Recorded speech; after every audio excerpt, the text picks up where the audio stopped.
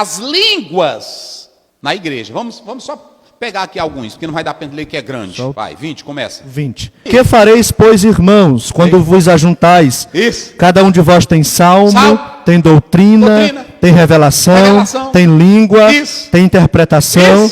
Faça-se tudo para edificação. E se alguém falar língua estranha, faça-se isso por 2 ou quando muito 3. É aqui. Para aí. Pronto, é bem aqui. O irmão mandou essa pergunta aqui para mim. Pastor, tem uma questão, me explique. Se alguém falar em uma língua estranha, que a falem somente 2, quando muito, 1 de cada, e que haja. Depois Paulo diz, se não houver intérprete, fique calado aonde? E fale com quem? Diante disso, eu como aluno pergunto, por que então vários falam língua no meio da igreja de uma só vez? Bora, passa aqui. Bora, diz. Por que Paulo... Entendeu? Paulo está dizendo que na igreja, 1 ou 2 fale por sua, quando há, e se não houver intérprete, cale-se. Vamos lá. Para ter organização, né? Tem que ter organização no culto. Quando todo mundo está falando línguas estranhas, ninguém vai entender nada. Mais de vocês querem participar? Que nós vamos responder essa pergunta dele aí, ok? Em relação às pessoas que falam, pastor, eu acho que mesmo para demonstrar espiritualidade, ou tentar demonstrar espiritualidade no culto ali, né? Aí várias pessoas começam a falar ao mesmo tempo. E muitas vezes também, dentro do culto, é emocionalismo, porque vê o outro falando, e aí vira toda essa, como o irmão falou aqui, irmão César, né? Eles começam a falar e ninguém vai entender nada. Nós temos 2 dons aí. Nós temos primeiro o dom de variedade de línguas, que esse dom de variedade de línguas, lá vai, é um dom específico de exaltar a bondade e uma adoração para aquele que recebe, transmitir à igreja. Ok? Aí é o seguinte, esse dom não é para todos os crentes. Nem todos os crentes têm esse dom. É aqui que eu quero falar. Prestem bem atenção, porque nós vamos dizer alguma coisa aqui que muitos pentecostais vão se assustar. Está filmando aí? Muitos pentecostais vão se assustar hoje. Paulo não está dizendo que é para todo crente na igreja falar língua estranha. Não é isso. Paulo está tratando aqui sobre o dom de variedade que nem todo crente tem. Aqui o apóstolo São Paulo, viu meu irmão? O apóstolo São Paulo, ele não está tratando desses movimentos que nós temos hoje, que todo crente pula e fala língua estranha ao mesmo tempo. De maneira nenhuma. Quer ver que eu vou falar isso na Bíblia? Atos. Vamos, Atos 2:4. Vamos lá. Eu sei de qual, mas eu quero que ele leia, porque é Bíblia.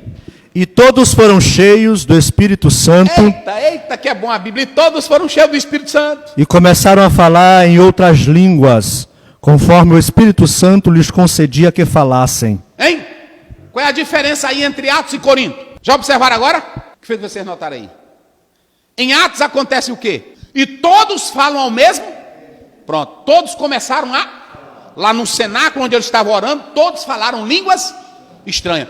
Pronto, eles receberam o batismo com o Espírito. E qual foi o sinal físico? Pronto, todos falaram língua estranha.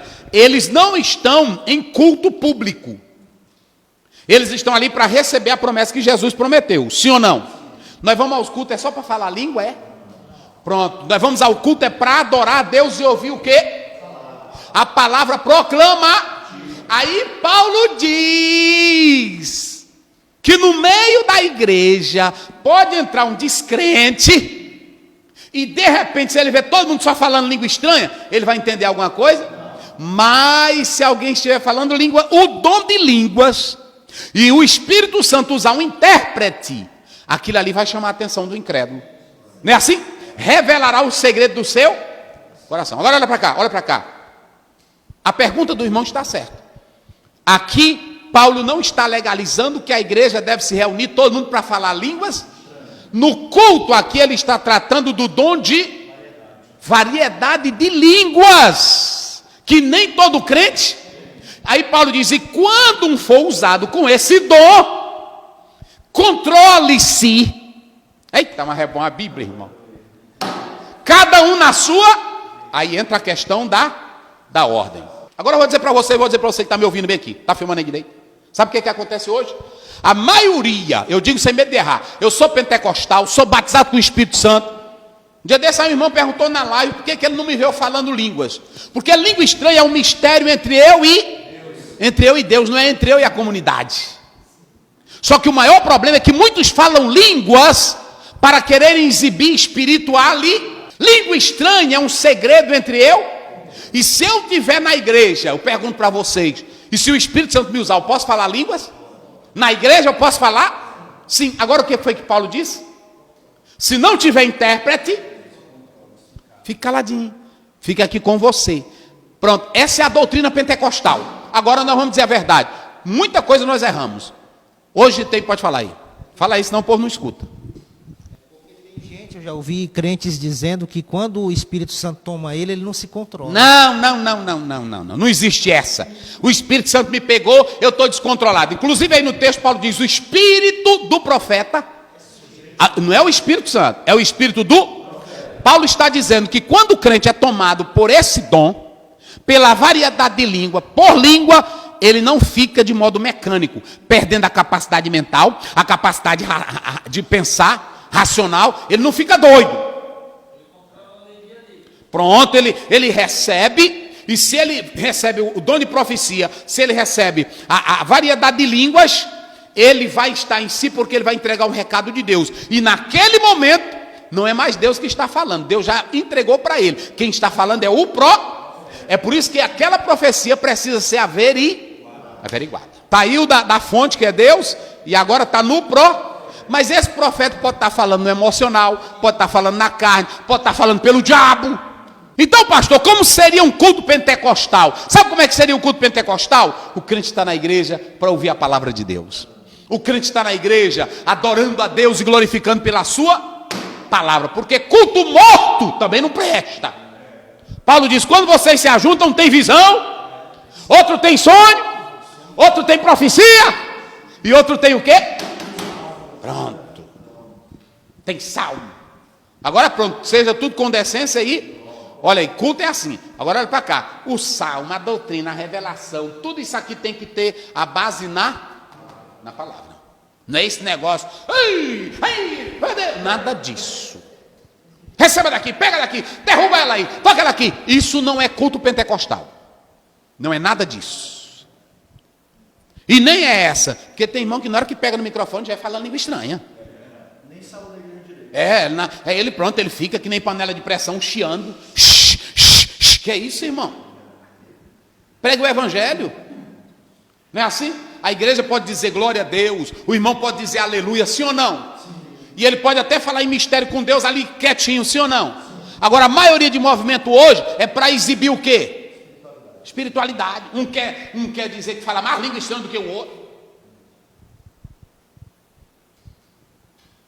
Pessoa dizer assim, está no culto. Um dia desse uma pessoa me assustou, eu no culto. Ei, o diabo não vale nada. Eu me assustei. Porque o diabo, irmão, a gente já sabe que ele não vale nada.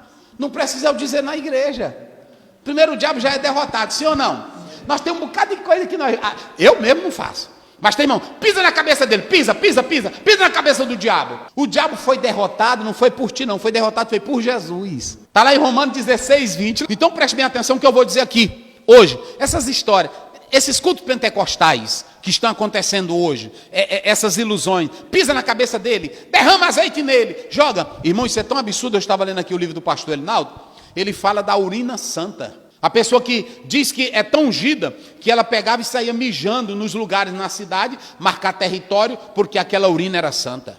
Aí é por isso que tem muita gente que não crê hoje, mas no evangelho por causa dessas essas asneiras. Não é assim?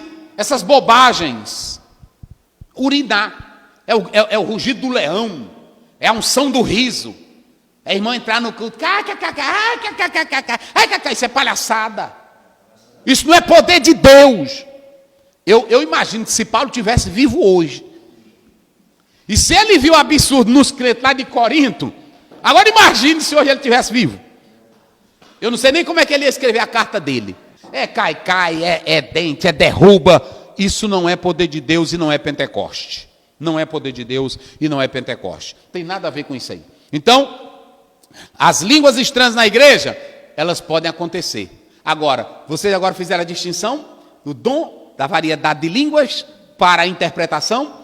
Pronto. Aqui, meu irmão, você entendeu agora, meu irmão? É que na igreja, Paulo aqui está tratando da variedade de línguas. Que essa variedade de línguas, quando elas são interpretadas, porque o irmão recebe a língua como um dom, revelando a bondade de Deus numa adoração espiritual, e de repente no culto, outra pessoa é usada com a interpretação de línguas, que é o dom de interpretar, e nesse caso, essa variedade de língua com a interpretação é uma profecia para a igreja, que a igreja deve receber para edificar. Mas se o irmão estiver falando aqui essa língua estranha e não houver intérprete, o que ele tem que fazer?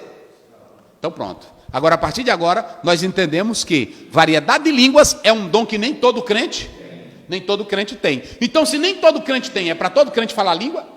Não. No culto é para todo mundo bagunçar? Não. Paulo diz, se você estiver só falando língua estranha, faça o quê? Fique calado e fale consigo mesmo, sem exagero. Ei, irmão, tem exagero demais. Eu não vou nem falar aqui porque tem irmão que até me critica, mas tem exagero. Eu vejo pregador que está o tempo todo aqui sentado, ele não dá um glória a Deus, ele não dá um aleluia. Aí na hora que ele diz, vamos ouvir aqui o irmão, não é assim? Aí ele diz, na hora que eu cheguei aqui, que é isso? Eu já vi crente que você está aqui, ele está adorando a Deus, tem irmão que diz assim, não, mas cada um tem um controle. Não é assim não, meu irmão.